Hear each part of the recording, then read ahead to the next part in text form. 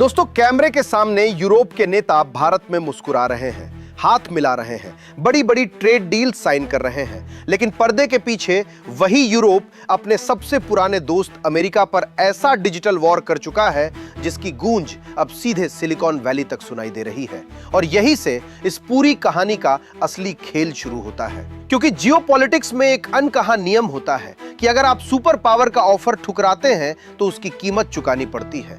लेकिन 2026 की इस नई दुनिया में यह नियम दो बार टूटा है। एक बार यूरोप ने तोड़ा और दूसरी बार भारत ने। और हैरानी की बात यह है कि दोनों ही मामलों में कीमत अमेरिका को चुकानी पड़ी।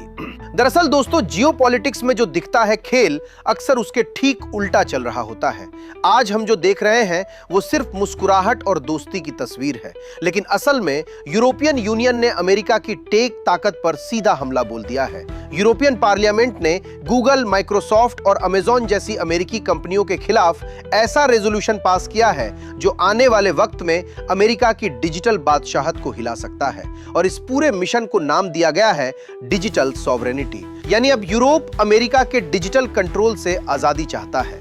यूरोप को यह बात देर से लेकिन साफ समझ आ गई है कि आज असली ताकत टैंक या मिसाइल नहीं बल्कि डेटा है। और यही डेटा यूरोप का होकर भी अमेरिका के हाथ में है, क्योंकि यूरोप का 70 से 80% डिजिटल इंफ्रास्ट्रक्चर अमेरिकी कंपनियों पर टिका हुआ है, चाहे वो क्लाउड हो, ऑपरेटिंग सिस्टम हो या फिर एआई टूल्स। और ऊपर से अमेरिका का क्लाउड एक्ट यूरोप के लिए सबसे बड़ा खतरा बन गया है, क्योंकि इस कानून के तहत अमेरिका दुनिया में कहीं भी मौजूद डेटा तक पहुंच बना सकता है, चाहे वो पेरिस में रखा हो या बर्लिन में।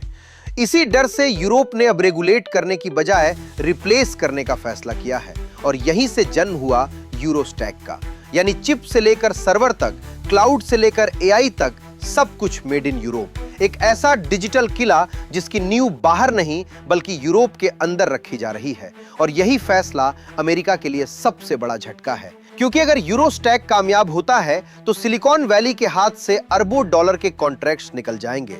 अब दोस्तों, ठीक इसी वक्त दूसरी तरफ भारत ने भी बिना शोर मचाए अपनी चाल चल दी है। अमेरिका चाहता था कि भारत रूस से तेल लेना बंद करे और सीधे अमेरिका से तेल और गैस खरीदे। इसके लिए दबाव भी बनाया गया और टैरिफ भी लगाए गए।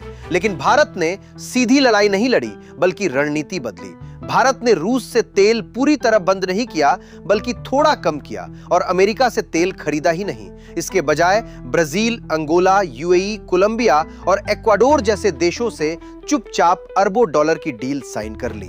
यही भारत की असली स्मार्टनेस थी, क्योंकि न तो रूस नाराज हुआ और न ही अमेरिका अपनी बात मनवा पाया, बल्कि नतीजा यह हुआ कि वही अमेरिका जो भारत पर 25% पेनल्टी टैरिफ लगाकर दबाव बना रहा था, आज उसी टैरिफ को हटाने पर विचार कर रहा है। बिना भारत के झुके अमेरिका को झुकना पड़ रहा है। और यही इस पूरी कहानी का सबसे बड़ा संकेत है। अब जरा दोनों तस्वीरों को जोड़िए। यूरोप डिजिटल आजादी की लड़ाई लड़ रहा है और भारत एनर्जी आजादी की। और अमेरिका पहली बार कंट्रोल में नहीं बल्कि रिएक्शन मोड में दिखाई दे रहा है।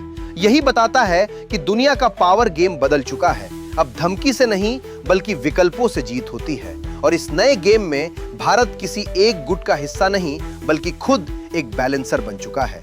खेल यही नहीं रुकता, ये तो बस शुरुआत है। आने वाले वक्त में दुनिया देखेगी कि जब डिजिटल और एनर्जी की जंग और तेज होगी तो भारत सिर्फ खिलाड़ी नहीं बल्कि गेम चेंजर होगा।